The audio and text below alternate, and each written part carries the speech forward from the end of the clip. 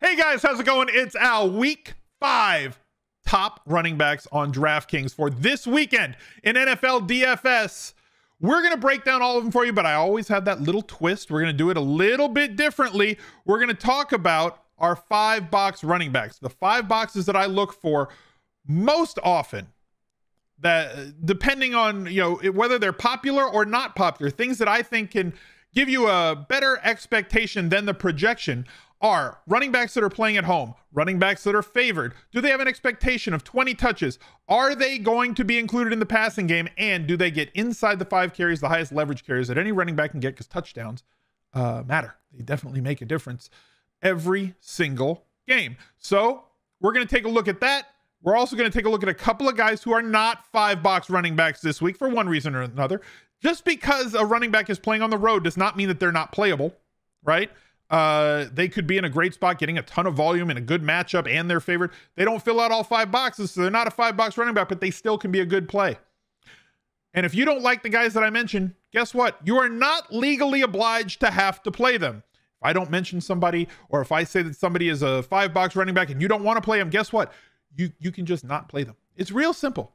But here's the video that I've got to try and lead you down the path to maybe get some players that could be good chalk, or players that people are not thinking about that you can leverage the field on. So drop a like on the video. Got to get like at least 750 likes on this video by the time kickoff comes on Sunday. Subscribe to the channel, ring the notifications bell, leave me a reply with some of your favorite running backs this week.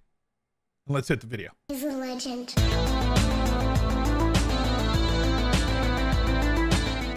The SMASHGANG Listener League has gotten bigger. There's 3,750 spots. We filled this one just before lock this week. Let's make sure that you guys reserve spots early for this one. $10 entry fee, 3 max, absolutely no rake. So $37,500 in entry fees, and $37,500 goes back out to all of the participants in this tournament. You can click the link that's going to be down below in the description, or you can just go to smizzle.tv/league, and that will also take you there. So whether you're playing on desktop, whether you're on mobile, if you're on mobile, go click the link or go to your browser and type smizzle.tv/league and find your way in there. It works. I know it works. Every week people say they can't find it. I can't find the link. It's literally right down there in the description. Just click show more. So let's get to the 5-box running backs for this week. First one we're going to start with is Dalvin Cook. Now, what we don't know is whether or not Dalvin Cook is going to be healthy this weekend, as he was injured, left the game a couple of weeks ago. Madison squared and filled in for him and had a ridiculously good game. Then Cook was active for last week's game against Cleveland, where, again, maybe we just shouldn't be playing running backs or anything against Cleveland. And he got injured again, though he was heavily involved. So here's the thing. If Dalvin Cook is not active for this weekend, Alexander Madison immediately becomes a 5-box running back against the Detroit Lions, who are piss poor at pretty much everything that there can be on the defensive side of the football. Minnesota, a massive favorite, over a touchdown favorite, 8-point favorite with a total of 49, really high expected team total. And looking at the game logs in the one game against Seattle, another team that is really bad at stopping the run, Madison, tons of looks, 32 total touches, including 6 coming in the passing game. Did not score a touchdown, but smashed at his salary, and now he's even cheaper this week against Detroit. So if Cook can't make it through practices and is not going to play, Madison becomes your guy. There's another player that I did want to mention here. You guys are going to hate me for this, and I don't care, because Leonard Fournette is a 5-box running back going against Miami, who has not been good against running backs this year. So you can add that as a 6th box if you want, with a very quality matchup. In the absence of Gio Bernard in week 4, Leonard Fournette played 81.1% of the snaps, good for 5th most in the league for this Tampa Bay offense in a really slow-paced game on Sunday night in New England. Now they go back home. They are favored massively in this game, and Miami has just been really bad. 9.5-point favorites, again, with a total of 49.5 here. You know that he's going to be the pass game back, whether or not Gio Bernard plays in this game. Wasn't it cute? Like the Rojo, like Team Rojo on Twitter was like, oh yeah, Gio Bernard's out. It might be time for Rojo. No, it was not time for Rojo. It was time for way more Leonard Fournette. He's only 5,200. I'm definitely going to be sliding Fournette in there in my tournament lineups. Is he as fast as he used to be? No. Is he quick and agile and everything that we want him to be in the open field? No, he's not any of those things. But guess what, guys? Volume matters. And when you consider the volume versus the price at 5,200, it's a lot. It's way too much to pass up. So if Madison's available and Fournette's available, I think both are going to be extremely popular on the main slate this week. Chuba, again, people are not going to be excited to play Chuba Hubbard. I understand why, but you know, he didn't take over the amount of snaps that we thought, but he got a lot of the touches, only playing 47.1% of the snaps last week of the 68 snaps in total that Carolina played. He got the lion's share of the work in relief of Christian McCaffrey. So he's not going to get that Mike Davis type work, but home, favored against Philadelphia, high total here. Expect 15, about 15 carries plus or minus 2 either way. I would expect more than the 2 targets that he got, probably closer to 4 to 6 here in week 5 against Philadelphia. So I don't hate Chuba, but the prices of the other guys kind of make him less palatable, but I do have to mention him as part of this video. Austin Ekeler's price has not come down, and rightfully so. Like every week we hem and we haw about, oh God, Austin, I don't know if I can afford him. Somebody else is a better value. I don't know. Like, oh God, like, can I really afford to play Austin Ekeler? And like Austin Ekeler just keeps smashing.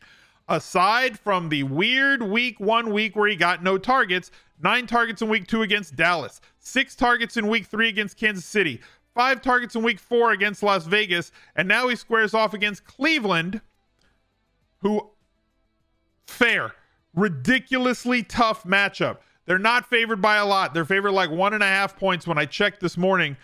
So he does fit into this, although it's not like a touchdown favorite. Being a touchdown favorite does provide greater upside to a home running back than being favored by like 1 or 1.5. But the Chargers just keep feeding him the ball enough times, right? We want like 12 to 15 carries out of a running back like Austin Ekeler.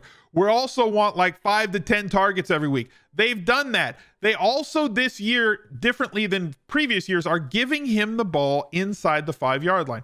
Quick enough, agile enough to make plays from outside, you know, that 5-yard box close to the end zone. But like when you add that, it just gives him such a higher floor plus ceiling based on his usage in the passing game and everything else. Now, if you want to avoid him based on the price hike, the Island game where he had that fantastic game, which you think might pump up his percentage for tournaments this weekend, I totally understand that. And considering the matchup against Cleveland, who's been ridiculous on defense, I get it. But again, a $5 running back, and if we can leverage the field at low percentage played, fine. On the other side, we have Josh Jacobs, who played against him on Monday night.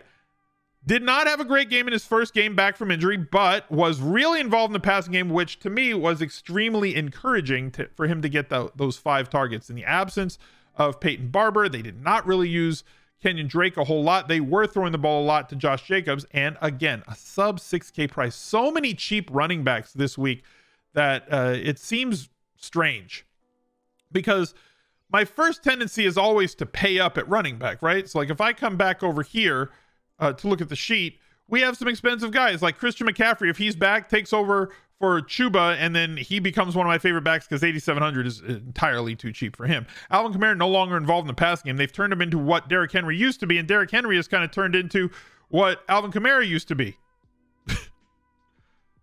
And then Barkley's Barkley, but again, on the road and an underdog. So like, it is what it is.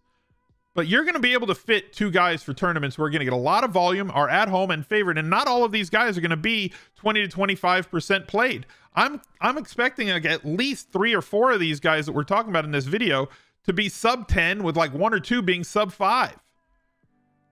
So the floor plus upside plus touchdown potential, with Jacobs eating up the majority of the inside the 5 carries for the Las Vegas Raiders, gives me tournament upside in a good spot against Chicago, although it will be a slow-paced game.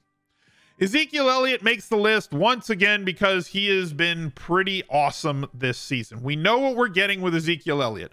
We're getting all the worry that Tony Pollard's going to take over for him, but he's not. We get all the inside of the 5 carries that people think are going to go somewhere else, but they're not. We're getting some use in the passing game, which is better than no use in the passing game, and an expectation of 20+ touches. He only had 1 target against Carolina, but like they were up like 40-14. So of course they're going to not throw the ball when they can just rip off 7.2 yards every single time they just put the ball in his belly. Most games are going to have to throw a little bit more.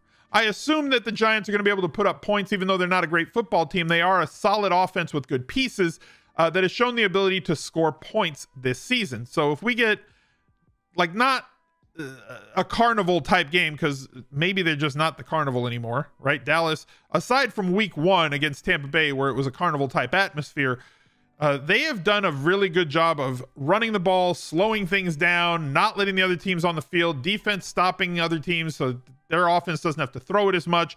Dak only throwing it like 22 times, but the amount that they are feeding Zeke this year, plus giving him the ball in the passing game, and as consistently as ever, all of those inside the 5 carries at 7K, way too cheap for the usage and offensive environment that Ezekiel Elliott is in. Now, a couple of guys that are not 5-box running backs, I talked about him before. Derrick Henry is really good.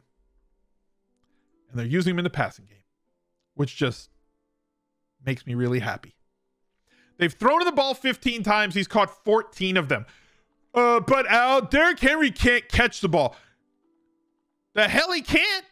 He's caught 14 of the 15 that have headed his way this year. Just throw him the damn ball. And they're handing him the ball a lot, which is absurd. 30+ touches for 3 straight weeks. And now they get to travel to Jacksonville. And hopefully Derrick Henry can avoid giving a lap dance to Urban Meyer if he runs out of bounds on the Jaguars sideline, because he is going to be given the ball a ton this weekend, just like he has before. 7-point favorites, total of 52 in that game. One more value play that I have to mention. Not a 5-box running back because they are going to be underdogs in this game with the Packers being favored, but Samaje Perine, in the absence of Joe Mixon, is way too cheap at 4K. If you don't want to play Samaje Perine, don't. You don't have to, but you know, he looks like Kimbo Slice in this picture. So like if you're an old UFC fan and you like Kimbo Slice and you're like, look, I want to play a cheap running back who projects to get a lot of volume and kind of looks like Kimbo Slice and is at home, then Samaje Perine is your guy for the absolute minimum salary of 4,000 DraftKings dollars. Hope you guys enjoyed the video. Let me know what you think down below. Drop a like, subscribe, ring the notifications bell. Join that SMASHGANG League. Bye. He's a legend.